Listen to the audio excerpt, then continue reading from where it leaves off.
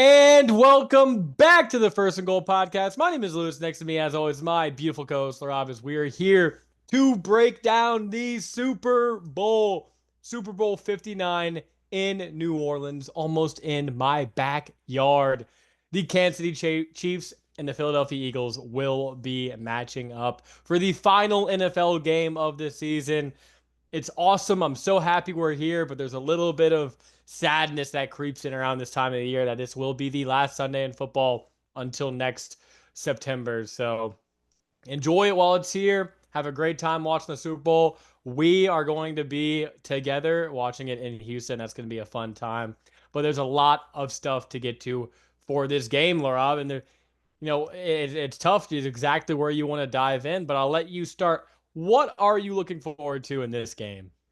Just like a great rematch. A team who I like more than a lot of other people do, and the Eagles. Not want to tip my hand too early, but a lot of people have been down about the Super Bowl. Oh, it's two teams that everyone hates, but I think we're in for a great matchup here. Very similar to what we saw 2 years ago. High flying offenses, great defensive stars all across the board. This is going to be another fantastic Super Bowl. Regardless of what These are the people two think. best teams in the NFL. I think Yeah, we can yeah. confidently say that with the Lions' injuries and how their season, tailed apart, these are confidently the two best teams in the NFL. Yeah, this is the best matchup we could have gotten. I think both teams deserve to be here, and I think we're ready for a great Super Bowl again in New Orleans. All right, Laura, but let's go ahead and get into the matchups. I want to start. There's a lot of matchups that can dictate an outcome in a game. I want to start with you. What is a key matchup that you're looking forward to in this game that can be exploited either way? Well, this is one that I brought up in our conference championship game. It was the tight ends of the Commanders, and in that game, it ended up being Zach Ertz versus this middle of the defense, specifically the linebacking core of the Philadelphia Eagles. I talked about what a great player Zach Bond has been this year, and Nakobe Dean has been outstanding as well. But we think back to this Eagles team from 2 years ago as well. We talk about that middle of that defense and how it can be exploited in that first matchup for the Eagles in Wild Card Weekend, really wasn't much for them to be exploited by those Packers tight ends, right? But you go to the next week, we see Tyler Higbee have a touchdown and 60 yards receiving. We see last week Zach Ertz have 100 yards receiving, and this week Travis Kelce, just the guy who had an explosive game against the Texans, wasn't really there much against the Bills 2 weeks ago, and now in the Super Bowl. I just think he's due for a huge game, and it's really what this Eagles defense likes to do a lot, right? They don't like to play a lot of man. It's a lot of this cover two zone, and that's just where Travis Kelce feasts, right? In between the linebackers or in between the corner, the slot guy and the nickel guy and that linebacker. That's his bread and butter. He'll just, hit you with this little nifty little move, a little turnaround, and, he's taking a ball for 20 yards. And so I think that's going to be a huge thing. We'll bring up Travis Kelce's touchdown prop later as well. That's just something I'm going to be looking at. Yeah, another interesting thing, not only, Travis Kelce, but a lot of the other tight ends and especially the receiving backs is where I've seen Zach Bond really get feasted on in coverage this year. And what did our Chiefs do in the game against the Bills? Third and long, you need to get the first down in the game. Samaje Perine out of the backfield just eats the defense apart. First down, that's game. Though I could see a lot of Samaje Perine, Kareem Hunt, not really the receiving back he's been in the past, but Zach Bond, to his credit, all pro level linebacker this year. He's been playing out of his mind. Against the run, I think the Eagles are going to have a lot of success bottling up this Chiefs run game. But when it comes to defending these guys out in space against this clever, it could even be, oh, shoot, a bunch of motion Xavier Worthy or Hollywood Brown gets matched up on Zach Bond in coverage. And that's, butter right there. That's fried chicken, as some might call it. So a lot of interesting matchups for the Chiefs to look at and exploit. That is definitely one of them. A matchup that I think the Eagles have the advantage in, Laurent, and I think the Chiefs are really going to be game planning for. They've definitely been game planning these past 2 weeks.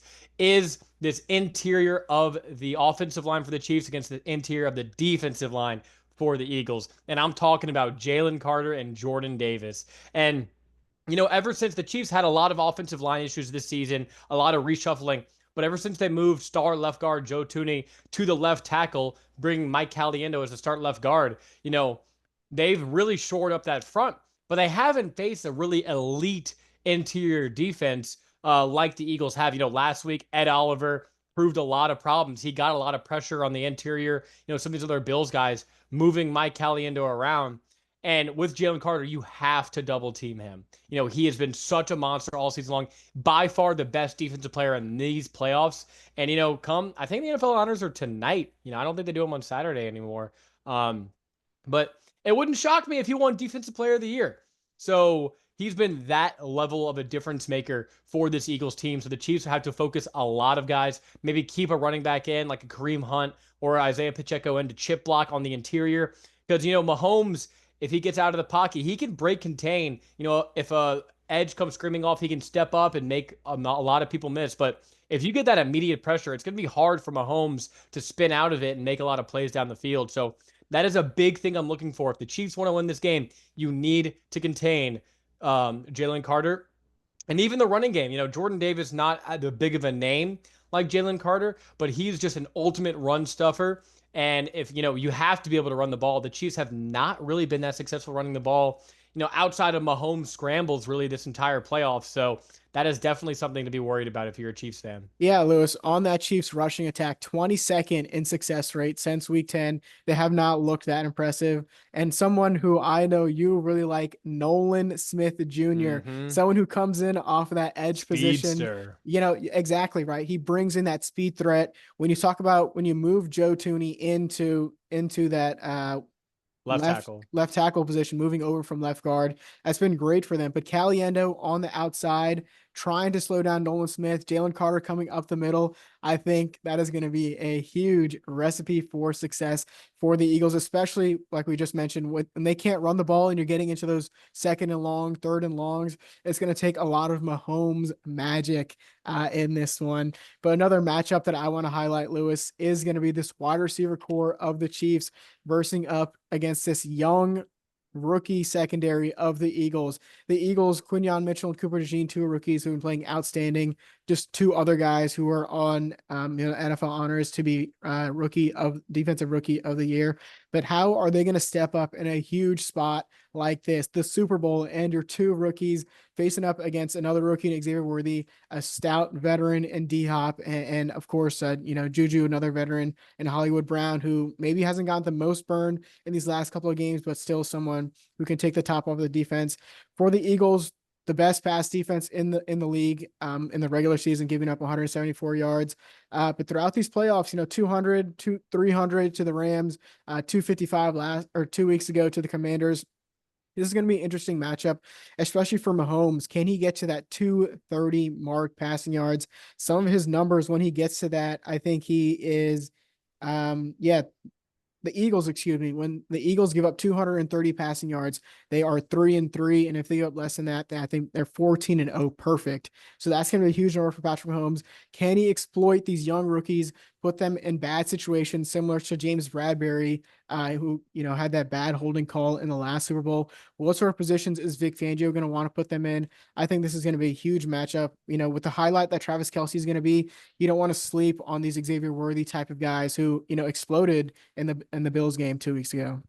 Well, and if calling back to the Super Bowl 2 years ago, it was Juju Smith-Schuster crossing route that a guy you didn't mention, or I guess it wasn't him on the play, it was the other corner, but Darius Slay, the vet amongst all these young guys, who really has had a very good playoffs as that third corner. He's no longer the main guy on the outside, but he's still a very solid CB3. A lot of teams would love to have a guy like Darius Slay as their third cornerback, but having him on the interior really does favor some of the what the Eagles want to do. Heavy man, not really blitzing a lot, forcing Mahomes to make tight window throws. And if Darius Slay doesn't hold Juju Smith-Schuster, we'll see if the outcome is different in this Super Bowl. But another matchup that I wanted to highlight, flipping it over to the other side of the ball, Rob, is this Eagles rushing attack against this Chiefs, rush defense. And that's going to be the biggest way that if you're going to predict an Eagles victory, it has to come from the legs of Saquon Barkley and Jalen Hurts in this matchup. And this Chiefs defense really hasn't been that great defending the run. We saw Joe Mixon and the Texans having a lot of success in that first playoff game. But once the game script kind of flipped, they kind of got away from it. A lot of sacks, turnovers, put them in bad field position. So they had to go away from the run game. But even the Bills last week ran for over 100 yards. And some of those drives, it was like, should they just hand it to James Cook every other play? I mean, he was that effective against the Chiefs. So the key to this Chiefs defense and how they've really structured their run game is bend but don't break. And the Eagles leading the league in rush yards before contact. Saquon Barkley, he's amazing, but give a ton of credit to this offensive line. They pave holes for him to go through before there's even a defender near them. Now, two things that I'm questionable on the Eagles for: Cam Jurgens and the other guard. I'm Landon blanking on. Dickerson. And Landon Dickerson on the injury report. They will play, but not at 100%. Going up against the interior of Hall of Famer Chris Jones, and it's going to be a tough matchup. But if you're able to nullify Chris Jones and these pass rushers, by running the ball, putting a lot of pressure on these linebackers, Nick Bolton, Josh Uche, Leo Chanel, who are pretty aggressive guys. They like to play the ball. They go for fumbles. They go for big hits. But if you're able to, make a man miss in traffic, go through that first level of the defense, get to that second level of the linebackers, and they play aggressive, Saquon is very able to just bust one out in the open field. So they need to do a really good job playing disciplined. Let Saquon, get his 5 yards, get his 8 yards. You cannot let him break off a 60-yard rush to start the game like the Commanders did last week. So, and another fun fact, Saquon Barkley led the entire NFL with 77 carries for 0 or negative yards this season. Kind of like Barry Sanders, he can break a lot of them, but, because of that patient, herky-jerky style, it can really result in negative plays. So if the Chiefs can, keep those negative plays and really, not let him burst these long runs, then that could be a recipe for getting the Eagles in long passing situations. And if they're down and trailing in this game, it's going to be very difficult to put the weight of this game on Jalen Hurts' shoulders to lead this passing attack. Yeah, I think the matchup you just highlighted is going to be the difference in one team winning a Super Bowl and losing a Super Bowl.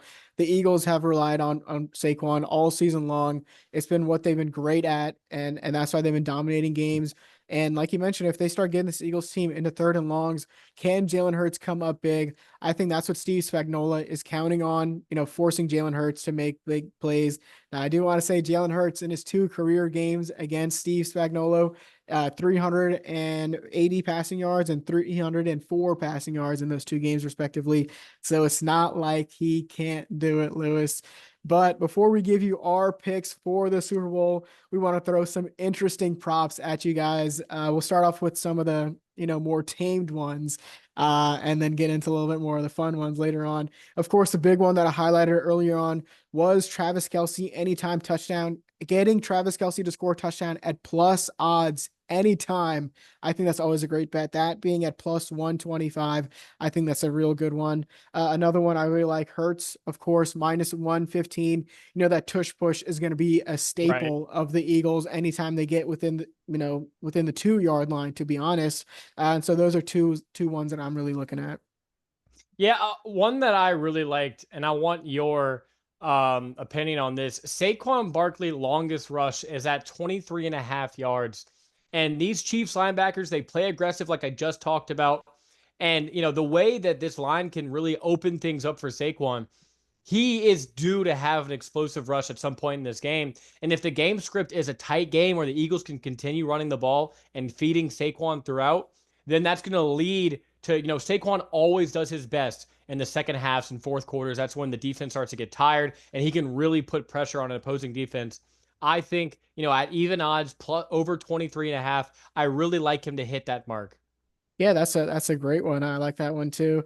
Another rushing attempt that I also know that you will like, Mahomes over 5.5 rush attempts at minus 128. That's I stealing see you money. licking your chops right now. That's one that, they're handing out money in any situation. The Chiefs are losing, winning, they're kneeling the ball 3 straight times to end the game. Mahomes will be getting outside the pocket, especially against this Eagles team who plays a lot of zone, doesn't blitz a lot. Mahomes doesn't see anyone, he's just going to take off. And so also before the half, if they have the ball and they kneel the ball there, you're talking about just 6 measly rushing attempts at Patrick Mahomes. Not the risk of 25 where you're losing yards with the kneels and this or that. At 5.5 at -128, that's one I really like. Yeah, and he had 11 rushing attempts against the Bills last week, and it was just all on his legs. Finding he really saves it for the playoffs. During the regular season, he might have a few rushing attempts here and there, but in the playoffs is when he really, lets it all out. Gives it everything. He knows there's not going to be a game the week after, so expect Mahomes to really be pushing especially if this Eagles defense is bottling up the running back attempts. He will find a way to get production on the ground to open up the passing game for himself. I do really like that one. Another one I wanted to mention, AJ Brown, just really hasn't been effective so far in these playoffs. His line is set at 62 at 71 and a half yards in this game.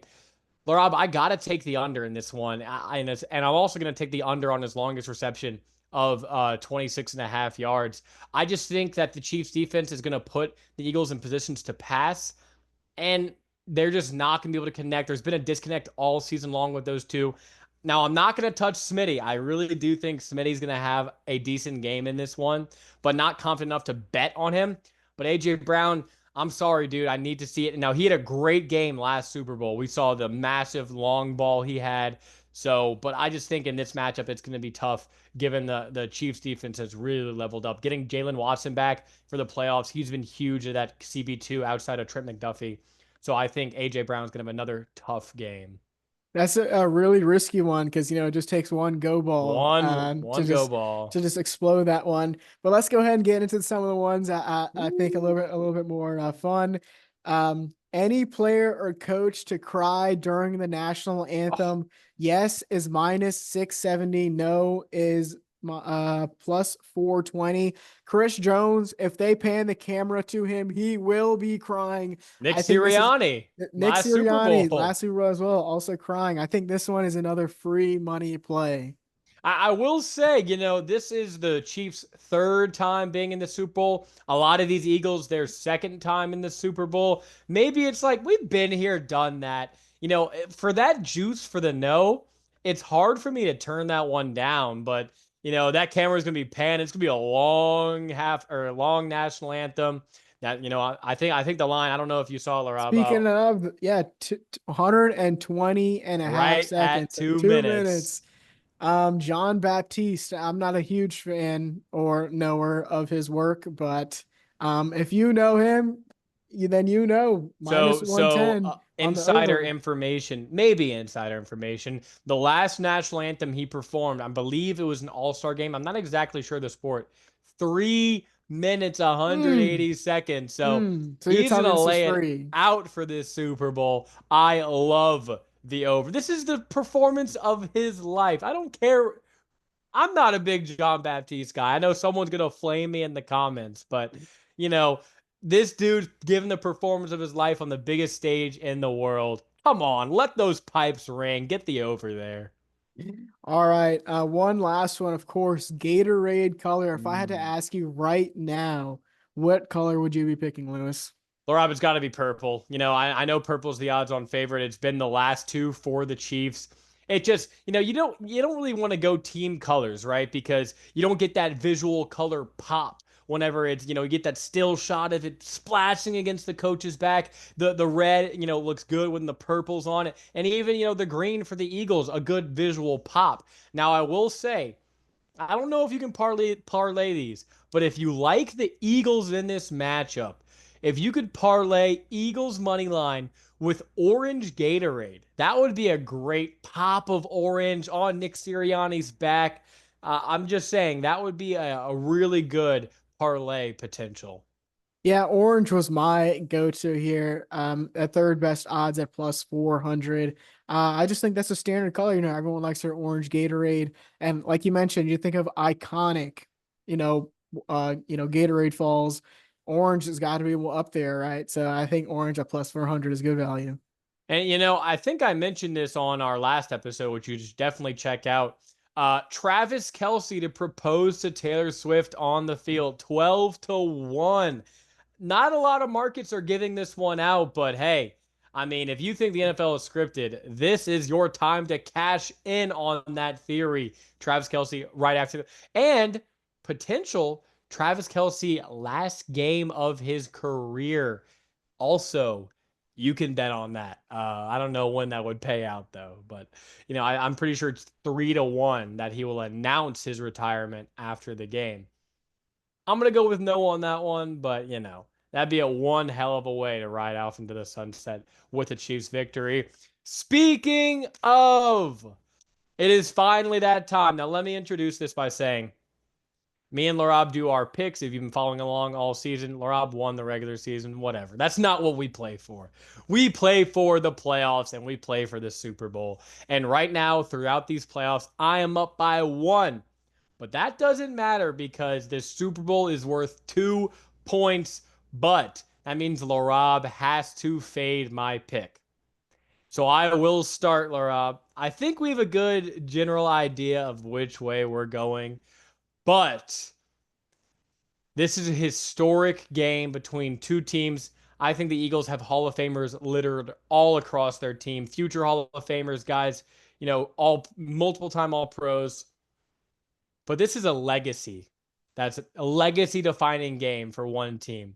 An NFL three-peat, never done before. And you talk about legends. You talk about guys, arguably the GOATs of their position. Head coach Andy Reid, quarterback Patrick Mahomes, tight end Travis Kelce, defensive line Chris Jones. You have ultimate legends for this Kansas City Chiefs team. And what a way to cement their legacy than to go on and win this three-peat. Ultimately, Rob, this game boils down to simply that. To just highest level. This is the highest level of competition, the Super Bowl. Who will bring it? And I've seen 2 years ago, last year, time and time again, I've picked the Chiefs to win the Super Bowl, and I've been right the last 2 years. So why would I get off this train track? I'm going with the Kansas City Chiefs, and I'm going with a final score of 27-21.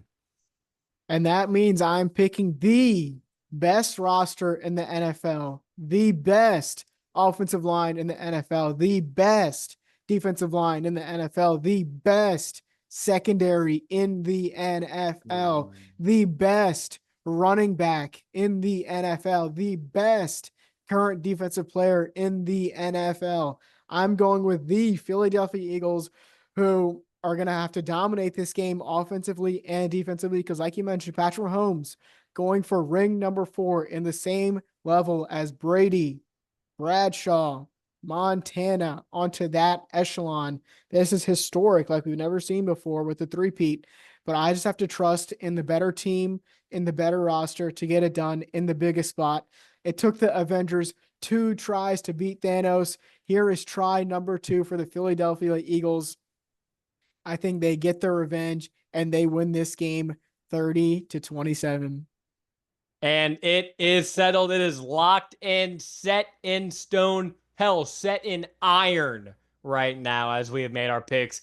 Before we get out of here, we want to give our Super Bowl MVPs and potentially some Super Bowl MVP dark horses in this game. Now, obviously, I'm picking the Chiefs to win. And Patrick Mahomes plus 120 odds. If you like the Chiefs to win, you bet Patrick Mahomes wins Super Bowl MVP. You're getting plus money right there, and the odds it'll go to someone else. It's his legacy defining moment. He's gonna be dictating all the terms of this game. He is the most likely. He's the favorite on FanDuel for both teams to win this award, making it his 4th Super Bowl MVP. That is my official pick for Super Bowl MVP. And I'm going to officially go with Saquon Barkley as my MVP. I think if the Eagles win this game, it's going to be on the back of a huge performance from him. He has been the catalyst for a great season for them this year, dominating. He's been the darling, came over from their NFC East division rival, and look what he's done for them this season, led them to another Super Bowl run. That is my official pick. But for my dark horse, someone who nobody wants to see win Super Bowl MVP is Jalen Carter in an alternate reality where he dominates this game, forces a fumble, has a huge strip sack in the you know ending moments of the game, stuffs a run for the Chiefs for 60 minutes. I could see Jalen Carter being that Super Bowl MVP. Yeah, and Laraib, that was my exact same pick for Dark Horse MVP because if you like the Eagles, the game script has to be they get off to, Saquon has a good game, maybe not a great game. It's a well-balanced offensive attack, but Jalen Carter, kind of like Von Miller in 2015 out for the Broncos, 10 years ago, just dominates that, Hall of Fame quarterback or Hall of Fame season quarterback in Cam Newton. And it is him, strip sack, just, 3 sacks in the game, just makes his presence known, bottling up the run, 6 tackles for losses. One of those type of games, which he has the matchup, he has the talent, and it takes these super high level defensive players to do that. We thought, the Rams Super Bowl a few years ago, that potentially Aaron Donald was a good pick, and he had that game-ending pressure to basically end it. Now Cooper Kupp had an excellent game, so it went to him. Which I will pivot to my dark horse, and it's hard to pick an offensive chief that's not Patrick Mahomes. But the rookie Xavier Worthy at plus 3,100 is enticing to me. We saw he had a breakout game against the Bills last week. If he rips off 2 long balls against these, fellow rookie DBs, like you mentioned from earlier, then I think he could get a lot of buzz. If he has a rushing score, that would do a little less for Mahomes' case, bump his up more, which he's able, they use him a lot in the rushing game. I think that's an interesting thing. Xavier Worthy, interesting for me, but ultimately Mahomes is my pick. All right. Well, that will wrap it up for our Super Bowl preview.